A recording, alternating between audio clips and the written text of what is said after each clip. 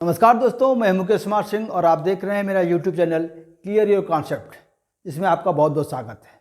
दोस्तों, मैं उम्मीद करता हूं अब स्वस्थ होंगे, मस्त होंगे और अपनी तैयारी में जुटे होंगे। दोस्तों, आज का हमारा टॉपिक है भारतीय संविधान की एकात्मक विशेषताएं।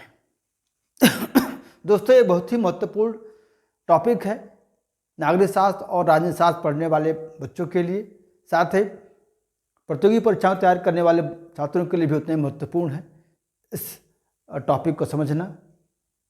दोस्तों, यदि आपको मेरा वीडियो अच्छा लगे तो प्लीज़ मेरे चैनल को सब्सक्राइब करिए, बेल आइकन को जरूर प्रेस करिएगा ताकि मैं जो भी वीडियो बनाऊँ आपके पास उससे पहले पहुँचे।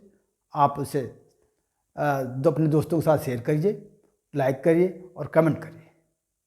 तो दोस्तों, आज का हमारा टॉपिक है भारतीय संविधान की एकात्मक विशेषताएँ। दोस्तों, जैसा कि आप जानते हैं, भारतीय संविधान एक संघात्मक शासन व्यवस्था की स्थापना करता है, उसकी वकालत करता है, क्योंकि भारत एक बहुत ही बड़ा विविधतापूर्ण देश है। लेकिन इनके बावजूद भारतीय संविधान में कई ऐसे उपबंध हैं जो एकात्मक व्यवस्था वाले गुणों को प्रदर्शित करते हैं, उसकी विशेषता को प्रदर्शित करते हैं। तो आज हम इस टॉपिक में हम इस सेशन में चर्चा करेंगे कि वो एकात्मक विशेषताएं कौन कौन सी हैं। इसके आगे बढ़ने से पहले हम जानेंगे कि एकात्मक व्यवस्था या विशेषता होती क्या है। तो इसको देखने के लिए एक परिभाषा है। एकात्मक व्यवस्था यह वह शासन व्यवस्था है जिसमें शासन की समस्त शक्ति केंद्र में निहित कर दी जाती है। दोस्तों, हमारा देश एक संघात्मक शासन वाला देश है। संघात्मक व्यवस्था मतलब सत्ता का विकेंद्रीकरण, सत्ता केंद्र और उसकी इकाई राज्यों में बांट दी जाती है।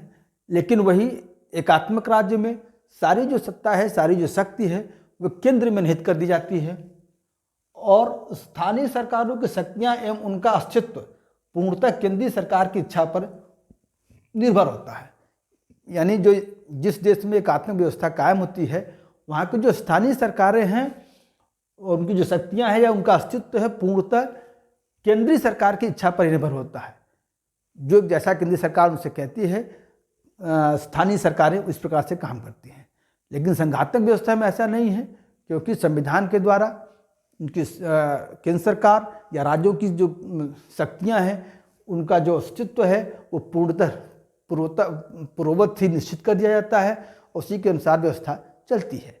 लेकिन एकात्मक व्यवस्था में ऐसा नहीं है, सारी शक्ति केंद्र में निहित होती है। तो ऐसे कौन से उपबंध हैं, ऐसी कौन सी विशेषताएं हैं जो जो भारत एक संघात्मक देश है, संघीय देश है, वहाँ पर ऐसे कौन से गुण हैं, ऐसी कौन सी विशेषताएं हैं जो हमारे संविधान में हैं, उसको हम जानेंगे। तो ऐसी विशेषताएं मैंने 9 विशेषताएं लिखी हैं। पहले शुरू करते हैं। शक्तियों का विभाजन केंद्र के पक्ष में। सबसे महत्वपूर्ण जो चीज़ होती है वो शक्तियों का विभाजन है। शक्तियों के आधार पर ही हम ये तय करते हैं कि वो एकात्मक व्यवस्था है या संघात्मक व्यवस्था। तो जो शक्तियाँ संघात्मक होने के कारण भारत देश में शक्तियों के विभाजन के लिए 3 सूचियाँ बनाई गई हैं: संघ सूची, राज्य सूची और समवर्ती सूची। तो अगर शक्तियों का विभाजन देखें हम, तो प्रत्यक्षता जो झुकाव है वो संघ के तरफ ज़्यादा है, या संघ या केंद्र सरकार को ज़्यादा मौजूद बनाया गया है। वो इस तरीके से कि संघ सूची में 97 विषयों को शामिल किया गया है, महत्वपूर्ण विषयों को शामिल किया गया है। वहीं राज्य सूची में कम महत्व वाले 66 विषयों को शामिल किया गया है। तो संख्या के आधार पर भी देखें तो केंद्र एक सशक्त केंद्र है। वहीं समवर्ती सूची जिसमें 47 विषय हैं, जिस पर 47 विषय हैं, और ये भी इस पर भी केंद्र सरकार अभिभावी है, क्योंकि राज्य सूची समवर्ती सूची पर राज्य और केंद्र दोनों को कानून बनाने का अधिकार है। लेकिन यदि विरोध होता है तो राज्य सरकार के द्वारा बनाया गया कानून के ऊपर केंद्र सरकार द्वारा बनाया गया कानून प्रभावी होता है, वही अभिभावी माना जाता है। और दूसरी बात, इसके अतिरिक्त जो अवशिष्ट शक्तियां हैं दूसरे संघात्मक देशों में, दूसरे जो अलग संघात्मक देश हैं, वहाँ पर अब अवशिष्ट शक्तियों को राज्यों को सौंपा गया है। इसके विपरीत भारत में सारी अवशिष्ट शक्तियाँ केंद्र सरकार को दी गई हैं, संघ को दी गई हैं। तो इस प्रकार से हम देख सकते हैं कि शक्तियों के विभाजन के मामले में पूरी तरीके से केंद्र सरकार प्रभावी है, हावी है, उसको ज़्यादा अधिकार मिलने हैं। दूसरा जो विशेषता है वो है राज्य सूची में केंद्र का हस्तक्षेप। अब राज्य सूची जो कि राज्य के विषय हैं उसमें भी केंद्र का हस्तक्षेप है। यदि राज्यसभा 2/3 बहुमत से यह प्रस्ताव पारित करे कि राज्य के किसी विषय या राज्य विषयों पर राष्ट्रहित में कानून बनाना राष्ट्रीय संसद के लिए अनिवार्य है, तो ऐसे दशा में संसद उस राज्य सूची के विषय या उसके विषयों पर कानून बना सकती है। इसके अतिरिक्त यदि देश या केंद्र विदेशों से होने वाली संधि या उनके साथ जो समझौते हैं उसके लिए उसे कोई कानून बनाना होता है, तो इस संबंध में वो सभी विषयों पर कानून बना सकती है, चाहे वो राज्य सूची का ही विषय क्यों न हो। यानी अगर किसी विदेशी देश से समझौता है, कोई संधि है, उससे जुड़ा हुआ कोई कानून बनाना है, तो वो राज्य सूची में जो विषय हैं उस पर भी वो कानून बनाने के लिए उसे शक्ति मिली हुई है। और देखा जाए तो अनुच्छेद 356 जो सीधे राज्यों से जुड़ा हुआ है, उसके द्वारा राज्यों में राष्ट्रपति शासन लगाया जाता है और उस राष्ट्रपति शासन के लग जाने के बाद वहाँ की सरकार की स्वायत्तता समाप्त हो जाती है या सरकारें भंग कर दी जाती हैं, और ऐसी परिस्थिति में राज्य के सभी कानून जो राज्य सूची से जुड़े हुए सारे विषय हैं उस पर कानून बनाने का अधिकार संसद को प्राप्त हो जाता है। तो इस प्रकार हम देखते हैं कि राज्य सूची में भी राज्य सूची के विषयों या राज्य पर केंद्र का पूरा हस्तक्षेप है। तीसरी जो विशेषता है वो भारतीय संविधान का आपातकाल में एकात्मक बन जाना। इन आपातकाल में भारतीय जो संविधान है वो एकात्मक बन जाने के लिए उपबंध निर्धारित करता है। सामान्यतया संघात्मक व्यवस्था में को एकात्मक बनाने के लिए संविधान संशोधन की आवश्यकता होती है बहुत सारे देशों में, लेकिन भारतीय परिप्रेक्ष्य में अगर देखा जाए तो संविधान के द्वारा एक अलग युक्ति निकाली गई है।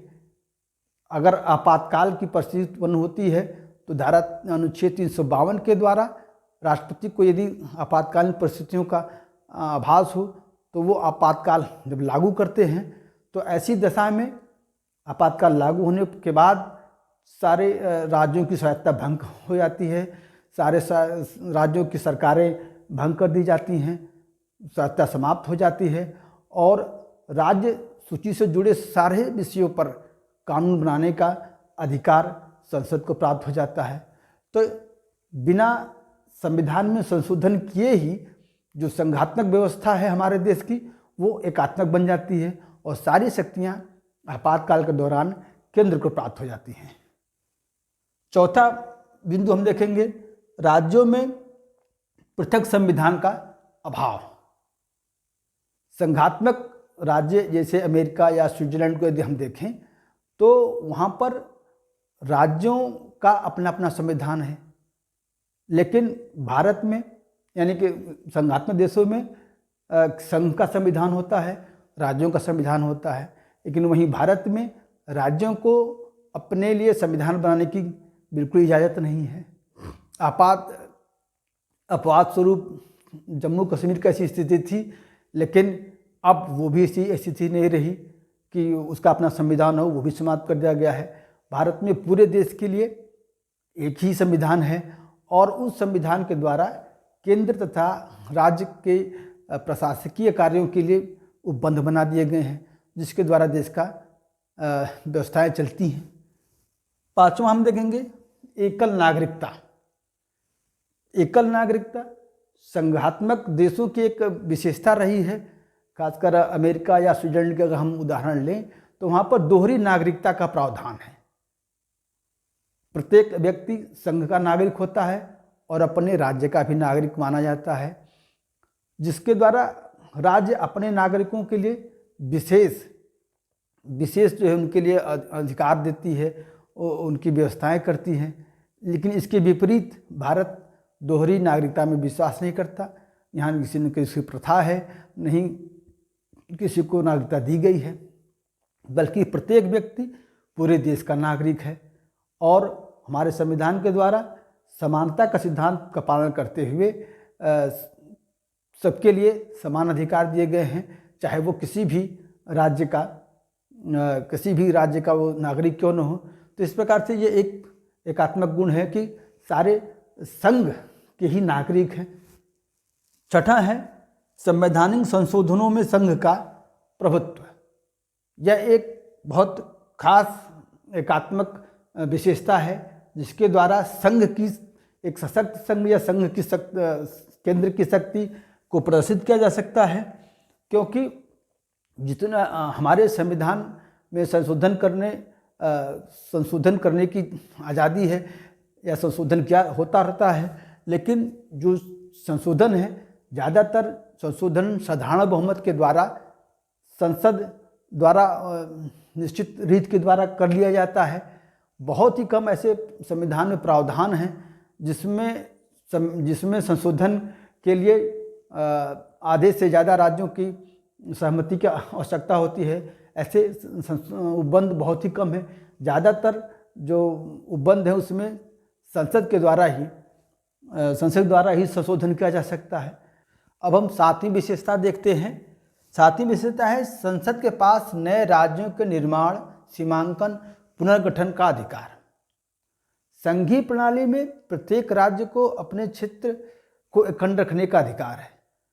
अगर हम उदाहरण लें अमेरिका का, तो अमेरिका के राज्यों के सीमाओं का पुनर्गठन या उसका परिवर्तन करने का जो अधिकार है वो राज्यों की सहमति के बिना वहाँ की संसद नहीं कर सकती। लेकिन हमारे संविधान के द्वारा केंद्र को ये अधिकार मिला है कि वो किसी भी राज्य को दो खंडों बांटकर नए राज्य का निर्माण कर सकती है। उनको उसके क्षेत्रों को किसी दूसरे राज्य में मिला सकती है, या किसी दूसरे राज्य का क्षेत्र किसी राज्य में मिला सकती है। उनके सीमांकन कर सकती है, उनके राज्यों का पुनर्निर्धारण कर सकती है, पुनर्गठन कर सकती है। यानी राज्यों के संबंध में उसकी स्थिति में परिवर्तन करने का अधिकार भारतीय संविधान के द्वारा जो शक्ति है वो देश की संसद को मिली है, जो एक प्रमुख एकात्मक लक्षण है। आठवां हम देखते हैं राज्यों की वित्त के प्रति केंद्र पर निर्भरता।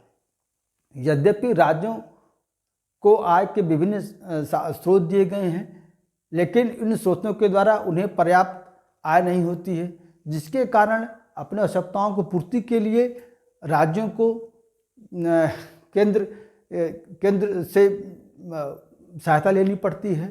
केंद्र भी करों का कुछ हिस्सा राज्यों को देती है। राज्यों को वित्तीय सहायता अनुदान के रूप में भी मिलती है, लेकिन इसके बावजूद भी केंद्र राज्यों को केंद्र पर निर्भर रहना पड़ता है अपने आय के लिए, जो कि यह एक एकात्मक केंद्र पर निर्भर रहने का जो व्यवस्था है कि उसके आय को बढ़ाने के लिए यह एक पूरी तरीके से एकात्मक व्यवस्था का लक्षण है। और नवां देखते हैं राज्यों में राष्ट्रपति का शासन लागू करने की शक्ति। जैसा कि जानते हैं आप, अनुच्छेद 356 के द्वारा यदि राष्ट्रपति को ये भान हो जाए कि राज्य की जो व्यवस्था है वो संविधान के उपबंधों संविधान के तहत नहीं चल रही है, तो ऐसी दशा में राष्ट्रपति उस राज्य में राष्ट्रीय शासन लागू कर सकता है, जिसके द्वारा राज्य सरकारें भंग हो जाती हैं, उनकी स्वायत्तता समाप्त हो जाती है और राज्य का प्रशासन का जो सारा अधिकार हो, जो सारी शक्ति है, वो केंद्र सरकार के पास चली जाती है। दोस्तों, इस प्रकार से हम देख सकते हैं कि 9 ऐसे प्रमुख विशेषताएं हैं जिसके द्वारा ये स्पष्ट होता है कि भारतीय संविधान में एकात्मक व्यवस्था की ढेर सारी विशेषताएं हैं, जिसके द्वारा केंद्र सरकार को या संघ को या संसद को राज्य के मुकाबले ज़्यादा अधिकार एवं शक्तियाँ दी गई हैं। ये पूर्णतः स्पष्ट है। तो दोस्तों, मैं उम्मीद करता हूँ आज का वीडियो आपको जरूर अच्छा लगेगा और आपको ये जो टॉपिक है वो स्पष्ट हो गया होगा। यदि आपको कोई परेशानी हो या दिक्कत हो तो आप हमें कमेंट करके ज़रूर बताइए। यदि पसंद आपको वीडियो मेरा अच्छा लगे तो आप उसे लाइक करिए, शेयर करिए और मेरे चैनल को सब्सक्राइब अवश्य करिए। तो दोस्तों, अगले वीडियो में फिर मिलते हैं। तब तक के लिए धन्यवाद।